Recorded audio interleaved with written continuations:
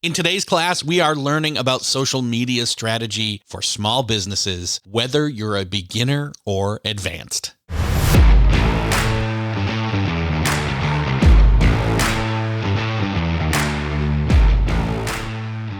Hey, welcome back to Millionaire University. I'm Eric Fisher. I am thrilled to not only welcome you back, but also to welcome this week's guest speaker, Peg Fitzpatrick, to the show. Peg is the co-author, along with Guy Kawasaki, of the book, The Art of Social Media: Power Tips for Power Users. And she also has a brand new book in the works coming out soon, The Art of Small Business Social Media.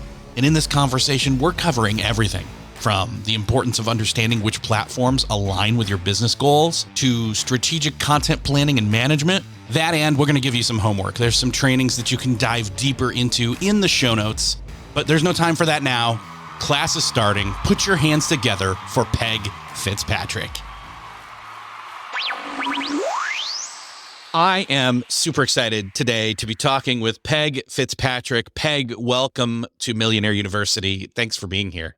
I'm so excited to get $1 million. That's what I get for being in the show, right? Yes, that is the prerequisite. So, or at least you will be sharing how people can make that much through social media and their business. You and I have both worked professionally in social media for a very long time, and it feels like it's almost like dog years, where each year in social media is 7 years in the real world, or vice versa. I don't know. It ages you. Social media itself ages quickly and moves quickly. It's kind of crazy to think about all of that to say. You've already had a co-written book on social media. You've got a new one coming out, The Art of Small Business Social Media. And I'm curious, how has the perception of social media evolved in the context of small business since social media arrived? That's a good question. I think at the beginning, and we're talking like 2011, I mean, it's so long ago. Yes.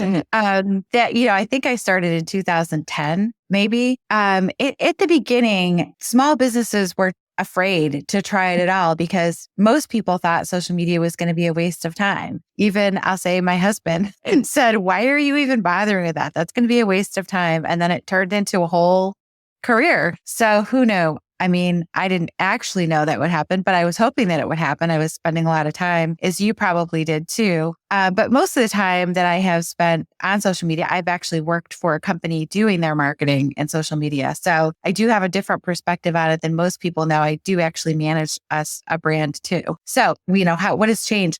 I think most of them were 100% afraid to try anything at all because it was new. It seemed like it wasn't going to do anything. And we've all seen social channels. I'll say Snapchat for me. I don't know about you, but I just didn't see the value in that one. It's fun. Things disappeared. But I was like, I never saw how a brand could do anything on there without doing ads because you can never find people. And I think that's probably where most small businesses are. They're like, I don't know what to post. I don't know what my brand is. And I think it will be a waste of time. And we all know small businesses owners are the busiest people that there are. They're doing every single thing for their business. They're making the product. They're, doing the sales, doing the taxes, doing payroll. They're doing you have to know so many different things to be a successful small business owner that social media just seemed like another thing to add. So I think a lot of people just didn't start. And then, people started on Facebook way back in the day. And, things took off from there on what you could do with a brand page. That was really the first place where people had brand pages. And still today, people don't know the difference. And there's a lot of small business owners who have a personal profile that they're using to run their business, but they shouldn't be. They need to have a page. So I think it's just a lot of information for small business owners. So they were afraid to start. What do you think?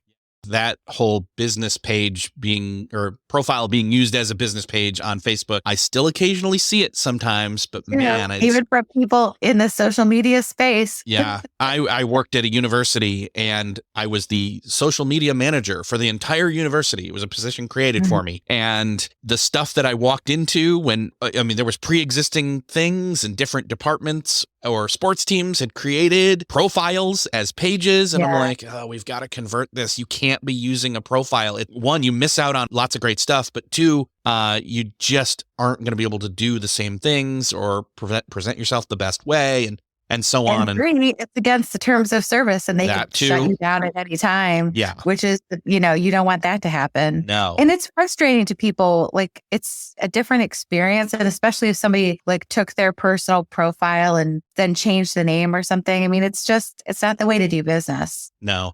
Well, so what are some of those common misconceptions that small business owners have when it comes to social media? I mean, there were the initial ones where it was like, will it work? We've kind of seen that doing social media can result in sales.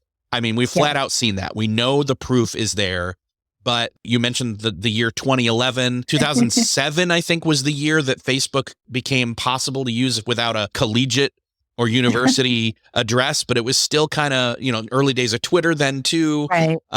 We've come a very long way in the almost 20 years now, which is weird to say out loud. But what are some of those common misconceptions these days that small business owners have? One of the things is, will they make sales? Won't they make sales? One thing is you most likely won't make sales right away. And that's hard to try to think of spending time on something that's not going to immediately get you sales. And then the other thing is that people think that it's just going to be for sales. They miss the whole point that it can be for customer service or just customer communication. Like, what hours are you open? What specials you have going on, things like that. During the pandemic, the small businesses that did not have social media pretty much all closed. A lot of businesses were like changing their hours, and you would leave your house. You'd be like, okay, I'm going to leave my house, get a mask on, go out. And then you get there and it's closed, and you're not going to go back to a small business too many times if you go and it's closed. That's a sad reality. Small businesses, during the pandemic, some of them really did falter, and then some really knocked it out of the park because they hopped on, they had their hours, they were posting specials, they were there for people, they were helping people, they were letting customers know what they could do to help them. So the people who were able to pivot and switch that thinking and, from only traditional marketing to online marketing, it is a switch, but I think the misconceptions are, number one, that either they won't ever make any money or they will make money right away. Both of those things you usually don't hop right on and make money right away. You could, I'm not saying that it's impossible, but you usually have to put a little bit of time in and build your profile up. And that's a good thing, because if you're just starting out, you don't have great stuff at the beginning anyway. So who wants people to see your first post as a customer? I mean, not your best one, right? Yeah. The whole plethora of what Facebook, we'll go with them specifically, offers in terms of options for a business page is almost a full marketing / communication suite that again, in that example there that you were talking about, you could go to a small business's website, but if they were going to change their hours or have specials or swap things up and be as flexible as they needed to be in times like that, where people are like, I don't know if I'm going to go anywhere or venture out. I need to know more quickly to be able to hop on Facebook, type in the business, see if they're open right then. And the business owner can just toggle stuff and change things on the fly and not have to do it on their website. That was a huge boon for small business owners at the time. And really still now. Yeah. Small businesses don't always have great websites either. Sometimes they just might have more of a landing page that doesn't really get updated. Because honestly, if somebody doesn't really know how to do social media, they're probably also not a website person. Having both of them is great. Having a landing page and your Facebook page. Obviously, most small businesses, they're thinking, okay, I know social has a place, but maybe it doesn't have a place when I'm first starting out. And so they haven't touched it. Or maybe they touched it, but then kind of let it be kind of dormant, and they went on and got, they beefed up their products. They got their workflow set, maybe hired a person or two. They did some traditional marketing. How can they then come back to social and integrate that with, say, the traditional marketing, or balance starting to invest in social media as well as anything they've already been doing? The other thing is, if they have something that works, you definitely don't want to throw the baby out with the bathwater, because traditional marketing still does work for small businesses. My dog groomer, for example, they do something really great. They make little cards for like your appointment cards. They just take like a really basic thing and they put little dog stickers on it, which are super cute. They handwrite the little things and then you stick it on your fridge when you get home. Another classic, great traditional marketing thing. I love when you go get your car fixed and then they put a keychain on there and it's like has the name, the number. It's still a smart thing to have those where somebody can stick a little magnet on their fridge.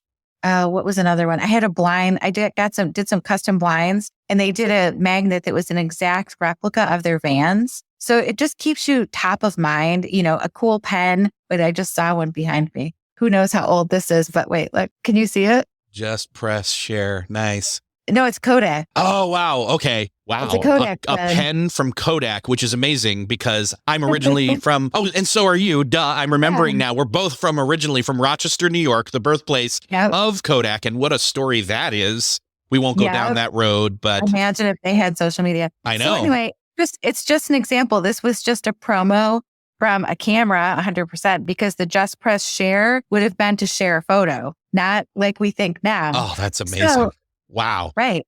So a promotional pen, gosh, I have other ones too, but those kind of things stick with you when they're good and they fit. I have one from Sherwin-Williams that is a little paint brush. The tip of it looks like a brush. So traditional marketing things 100% have their place for small businesses, and you don't have to get rid of one or the other, but you can just combine it. So you just want to make sure even on your traditional marketing things, if you have a pen or a magnet, then you're going to add your social media icons on there and say find us on Facebook or connect with us on Instagram, whichever one are your big social platforms that you're using. Add your logos places so people know that they can find you. I love when you go to a business and they have decals with their, you could just do the Instagram logo with your @mention on there. It's a great way for people to know, they're on there. And then if they come in your store, they can see that you have a great little photo opportunity for people to take a picture, and then they'll tag you on social media. It's a great way for more people to find you, especially on Facebook. If people tag your location on Instagram or if they @mention you, then when they post it, their followers will see it on their Facebook page. That's some great ways. Yeah. And I think that the key here, I think what you're saying is ultimately don't stop doing what you're already doing. If you're already doing something digitally, great, especially if you're doing something analog. Now let's connect the two, connect the analog and the digital, so that they work together or complement each other, et cetera. Yeah, I mean, you definitely have to think about those things. If you're doing ads in your local shopper and you have no idea if anyone's ever using them, and if you have in there mention this ad for 20% off or something and no one ever uses it, maybe it's not helping your business to post. I mean, those kind of things you have to look at. Are you still getting value from the traditional things? Then by all means, keep doing it. And I think now more than ever, the analog things are more successful because they're not as common.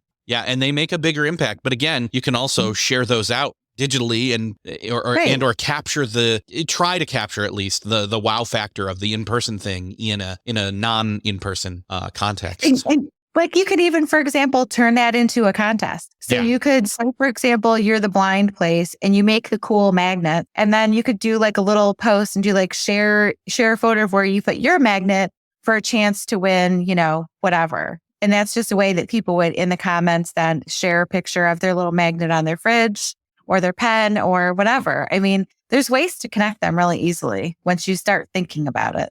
Now, we mentioned Facebook a couple of times here now.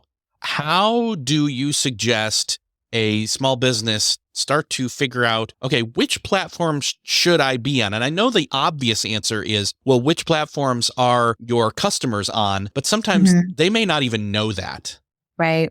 So say you're a brick and mortar, I mean, there's different kinds of small businesses. So I try to talk about all of them because some are online and some aren't online. But say, for example, you're a dry cleaning shop and you have, a lot of people coming in. That demographic would be I don't want to say older, but it's not going to be Gen Z because Gen Z is not going to go to the dry cleaners. So if you have people coming in, you can get an idea of the age range of people. You could even do a little contest and put jars on your counter and put, those little glass stone things. You could have a container and have people put beads in or whatever, buttons or whatever, in to say should we go on Instagram or, TikTok? Where are you guys? We need to know.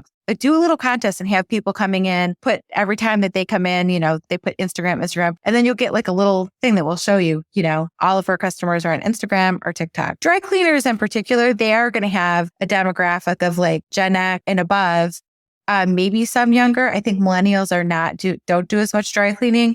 So, you can kind of get the idea from that. You can look up the social platforms and see what the demographics are. Also, you can just say you're in an online business and you know that you're going to create websites for creative entrepreneurs. So that's a really wide open category. You can niche down yourself. Like I see a lot of people that just they do like feminine websites for like online people. So you can choose your own demographic and create things to reach those people. Then you would say, okay, I'm going to use Instagram and maybe TikTok for this. And I'm going to, figure out ways to share things about why people need websites, things that you've created, things like that. And then you would start sharing things about your product and using hashtags to reach those people. So part of it can be what your product is. Part of it could be where you're located. Are you a small town and you're a coffee shop? So who cares if anybody else follows you? All you want is everybody in your local town to follow you, really. If other people follow you because you post great like coffee or stuff, that's okay. But that's not going to help your business unless you sell anything that you could ship. Mm-hmm. So the reality is for that, all you care about is everyone in your town. And then it's going to be more of like checking out the hashtags for and the locations in your town to see where people are. Are those people all on Facebook? Are they on Facebook and Instagram? Is TikTok going to help you at all? It depends. So, there's ways that you could work each one of those, but that way you're just doing local research because you just want to reach those local people. Those are the kind of accounts where it's not going to matter if you have 500 people and your town is pretty small. Like that's great. All you need is those people. If they're all really local people that you're going to connect with, it's perfect. You're never going to have 10,000 or 15,000, nor should it matter if you do. If you live in a smaller place and those people aren't your customers, it doesn't matter. So those are the kinds of things that's different for a small business owner to focus on. Like it doesn't always matter if you have big numbers. It matters if you're reaching the right people and sharing the right messages to get them to be your customer. Now, I know that one of the other key pieces for small business owners when it comes to social media is maybe they've gotten to the point where they realize, oh, I'm wearing all the hats. I'm like you said, they're creating the products or they're working with people to create the products. They are doing the marketing, whether that's analog or digital. They are doing the HR, they are doing the bookkeeping, and they're doing all the things. They're wearing all the hats, and they need to start delegating and allocating resources of their own time elsewhere more than just on social media. So what are some of those key factors when deciding to manage social media, either hire somebody internally or even externally to come in and partner with you or, bring somebody in? If you're a small business and you have another person that works for you and that person is, say they like social media more than you and they know your business, I would say train that person. You might not necessarily be the person that's going to train that person because maybe you don't have a lot of expertise in that. But if you have a person who, but we'll just say this time we're like a florist, you're the person who does the flowers and all the stuff. And then you have a person at the front desk, they love it. So then you could take that person and you are going to have to get some training for them. It's not going to be, yes, I know how to, I could post a lot on my own personal stuff. That doesn't always translate to being good at the business part of it. So if you have an internal person that you can train, the first place to go is Meta has amazing training for Instagram and Facebook. And you can have them take the little classes in there, learn all the back end things, and then you can kind of teach them what your brand is. So like they should have an idea of, they know your logo and your colors. And then you can just talk about like, what are the most important things? Like, are you the organic florist or are you the, if you're a small town florist, you probably handle all the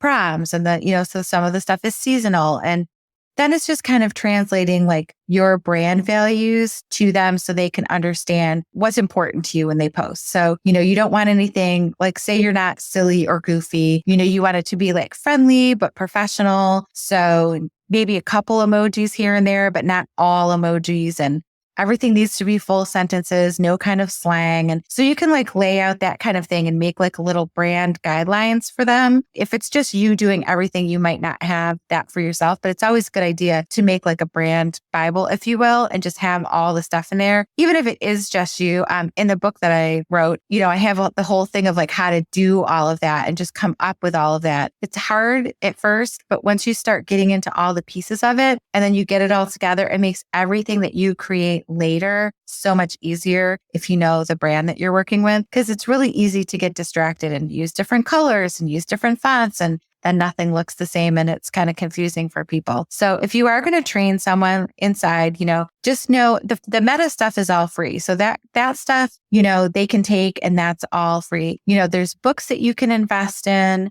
You can definitely check your local library for marketing books for social media. And then also just other books. Books are a great way to learn. So you can get secondhand books. If you don't have a lot of money, there's still ways that you can do it. There's tons of webinars that you can find. So if you can have them while they're out looking, part of when you're learning, you're going to follow people who do social media.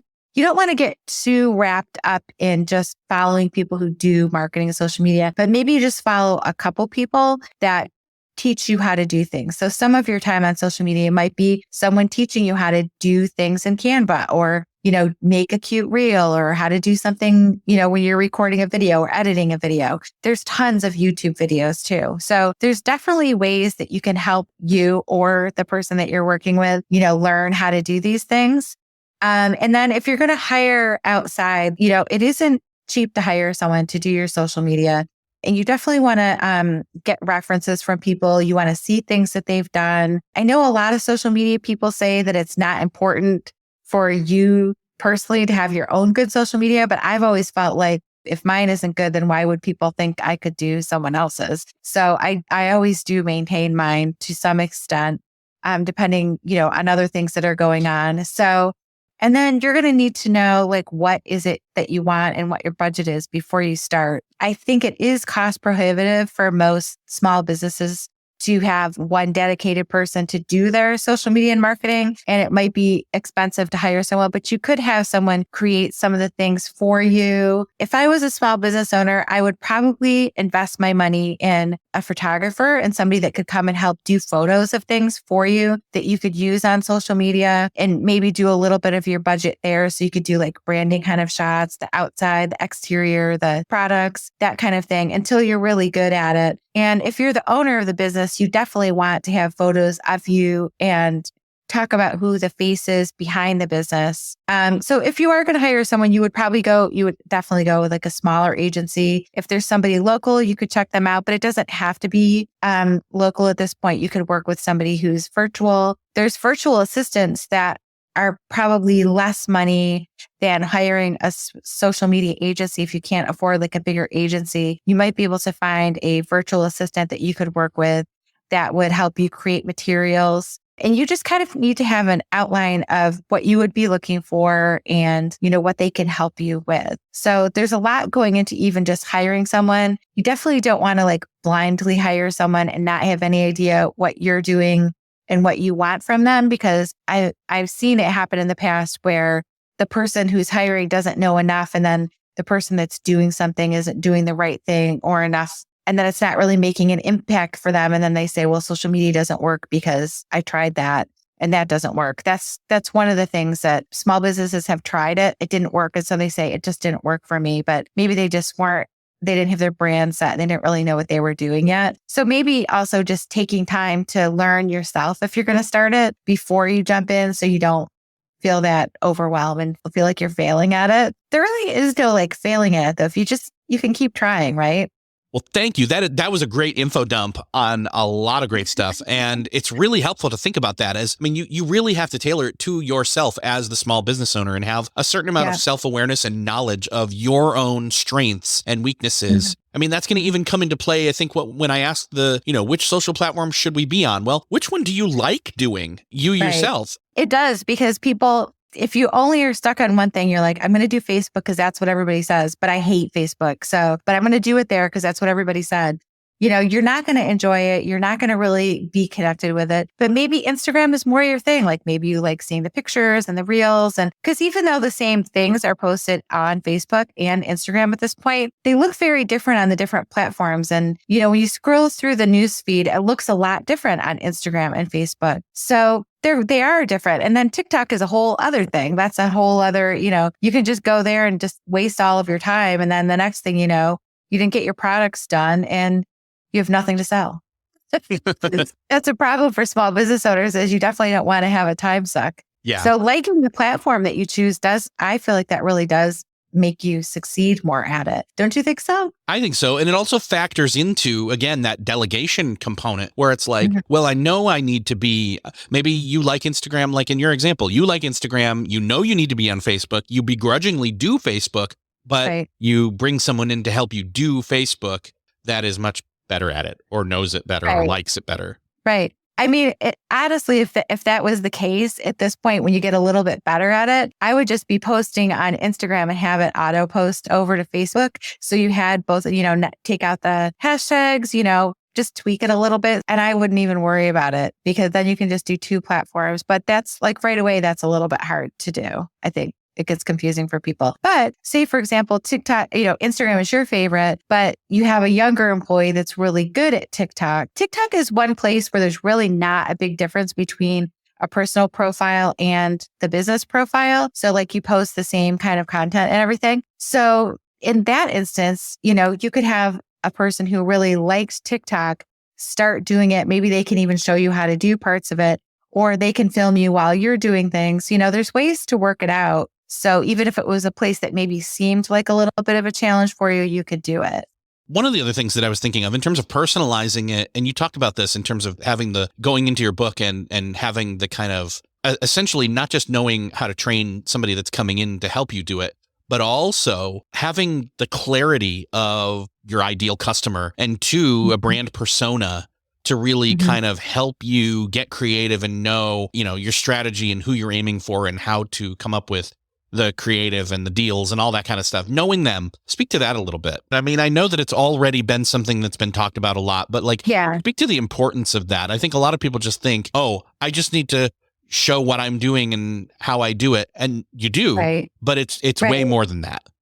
It is, because the switch is, it's not you personally. That's a thing that I find small business owners have a hard time with. They can't always separate it's not my personal account. So it might be their business account, but then the next week they're posting a rant about the local politician election. And it's like, people seeing that would be like, what is this? This is supposed to be Susie's florist. Like, Susie, why are you complaining about, you don't see the difference between personal posting and business posting. There's a very big difference. If you don't know the difference and you start dumping your personal stuff on your business page, 100% it's not going to fly. So what you need to make sure is that you're Susie's Florals and your posting is that. So it's not you as Susie, it's the brand. So then you're going to come up with what the brand is and the brand voices and the font and the branding pieces that we talked about. But then you're going to have like your ideal customer. So your ideal customer is,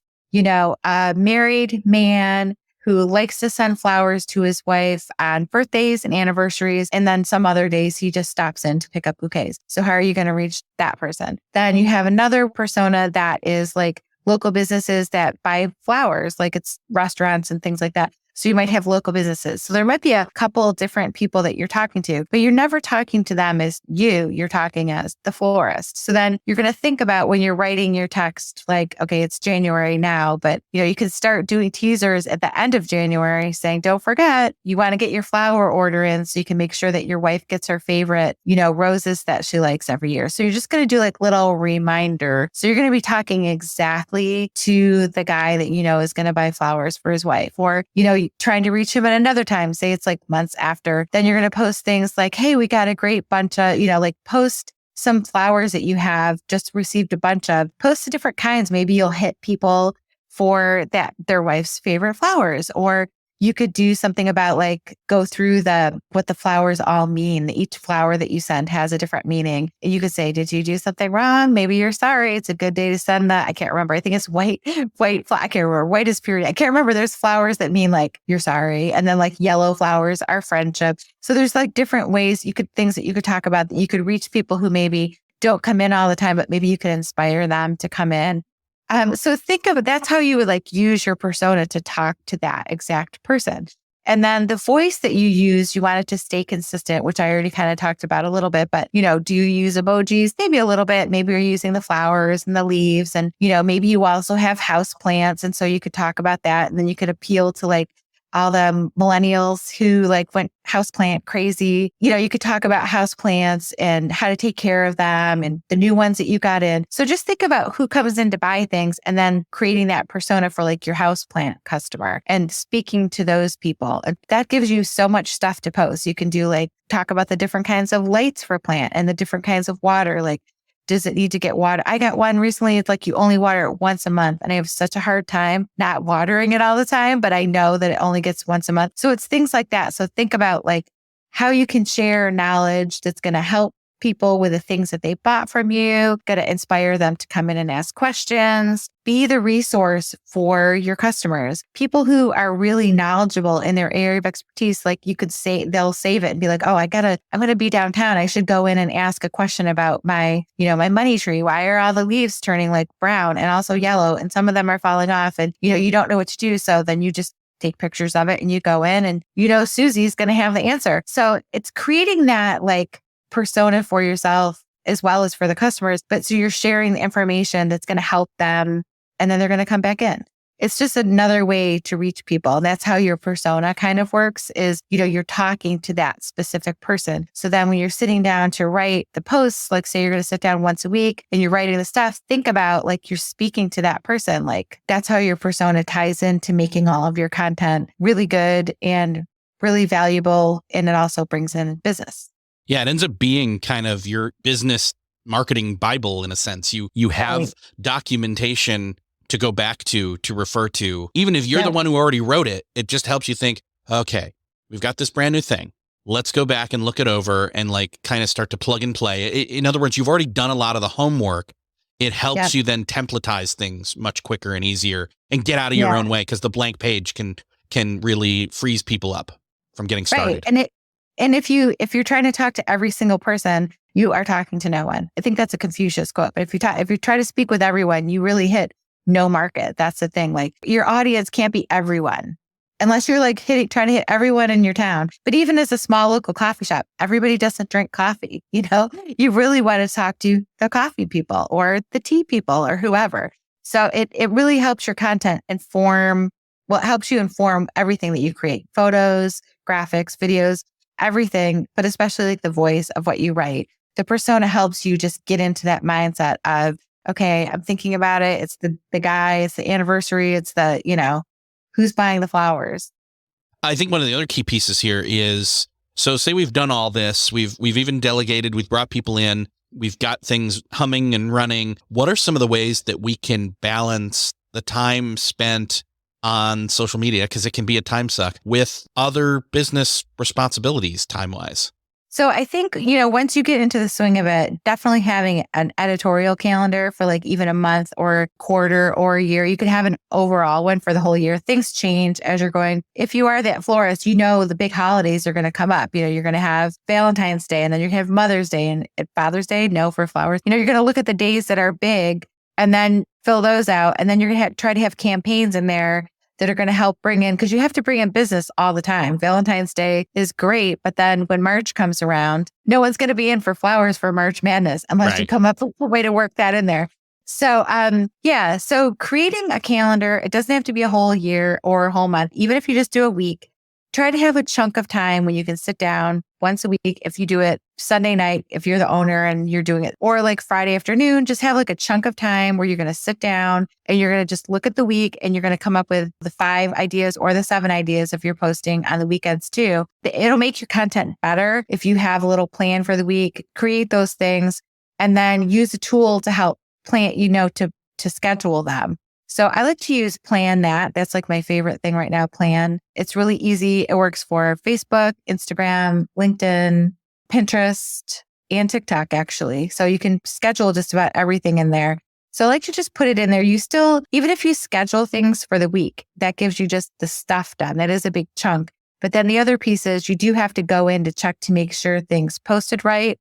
So you're just going to pull it up, like just do like 2 little blocks of time, one in the morning and then one later in the day to just check to make sure, see if you have any comments or questions, check to make sure that your post posted correctly, and then try to like some other, local business things and comment on some things where you can. If you are like that local coffee shop, you're going to be connected with maybe some of your customers around or maybe some of the other businesses around. Just stay active for a little bit, but just try not to go on for endless times. If you're like, oh, I'm just going to go on for X amount of time, you'll just end up looking through stuff and being there forever. It's good to kind of check your competition out every once in a while, but don't get so focused on what the competition is doing that it bothers you and starts, giving you that imposter syndrome kind of thing. So I would say try to plan your week out and then do, a chunk of time in the morning and a chunk of time at the end of your day to just check through to make sure people didn't send you any messages or have questions. I just say like 15-minute chunks even work. So if you can just schedule those little times in, then it will happen. If you don't have a plan for the content you're going to post, nothing's going to get posted, or you're going to be like, oh my gosh, I haven't posted in 3 days. And then it's stressful and you don't know what to post. And that makes the whole process harder. So if you schedule a little chunk of time, once you get used to doing it, it doesn't take a huge amount of time to come up with a plan.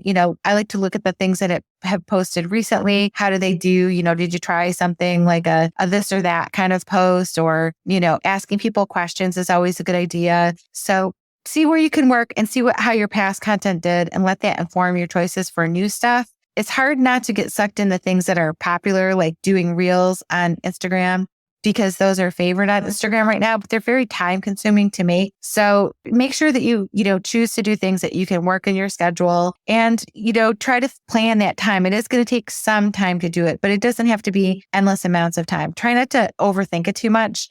It helps a lot if you have your brand all set and you have your brand voice all set and this week we're going to focus on X product or this service, and then just kind of do that week. And then if you can do a little bit more, that's fine. But honestly, if you can have 1 week done and scheduled, you'll feel so good about it and it will not be as stressful. And you don't have to worry about, did I post something? I don't have any ideas today. Once you get set in the mindset of just like doing a chunk of it, it helps get your brain flowing for ideas when you create more than one at a time. Do you find that? Yeah, I was going to say, and I think another key piece is know when you're most creative when it comes to this kind of thing, and sit down and, maybe you go to that local coffee shop and you sit there and you have a notebook or a laptop or both, and you sip some coffee and you kind of see people walking in and out and you have the ambiance and you say, okay, I'm just jotting down ideas and this is my creative time and I know I've got these slots, and then you start to chunk them in there. And again, this may be first thing in the morning or late morning, or maybe it's the coffee that you have post lunch, or maybe it's the end of the day. It's like, okay, everything's squared away for the day. I can walk away and I'm good, or you're remote working, you're walking away figuratively and maybe you're going to that kitchen table. I don't know, Right. The dining room table, and you're sitting there and doing this instead, just to kind of get a little bit of a change up. But in other words, what I'm getting at is compartmentalize and say, I'm not saying compartmentalize your creativity, but I'm saying compartmentalize and the task. And if you put it on your calendar, it will happen. If you don't, it will not. So put it on your own calendar to just do your little check-in times. And, a good thing is if you're posting at 8 a.m. in the morning every day, then just put it on your calendar to check it. And then just do your 15 minutes, set a little timer, get off, go do everything else you have to do. And then later do your other time. And then just whenever your best block of time is for creativity, do that too. You could try it Monday morning, you could try it Friday afternoon, see which one works better. And put it on, just you have to plan to be successful, just like with anything else that you're doing with your business. This just it can't be by the seat of your pants. Otherwise, it will add more stress to your life, which is definitely not what you need. No, not at all. Well, there is so much more than we touched on here in this conversation in your upcoming book, and it is titled The Art of Small Business Social Media. I'm really looking forward to getting my hands on it. I've already seen all the chapters and the headings and the topics and everything, but I would love for you to share, where can people find out more about the work you're doing and get an idea and jump in and maybe even pre-order the book? Pre-orders aren't out yet, but it's someday they will be. You can find me at pegfitzpatrick.com. My website has a lot of social media information on it. That's another great place if you're trying to learn. Social media blogs are a really great place to go learn. And I'm at Peg Fitzpatrick everywhere on social media. I have the same name. It's a good tip for you too. Make sure you can get your name on social media for your small business. Awesome, Peg. Thank you so much for sharing all of your wisdom and experience. And thank you for being here. Thanks. Well, there you go. With that wisdom that Peg has shared, I am encouraging you to start to take a closer look, even if you've already started in social media, at what you're doing with your business. The persona, the character that is behind your brand. Take another look at the customers that you're serving or trying to reach. Create that persona of your ideal customer. Set aside some time to assess your social platforms and whether you really enjoy it or if there's something you can offload to someone else to help you with. And remember, you don't have to be afraid of that idea of juggling all the hats. Peg's advice on finding the right help can help you. You can train an internal team member. You can find some external assistance. Investing in your social media presence doesn't have to break the bank, and you don't have to get into the content trap of constantly posting. You need to be posting the right things for the right people, not getting stuck in the rat race of content. I'm really looking forward to seeing what you do with this and the potential that I know you have. Stay inspired, get creative, and until next time, class is dismissed.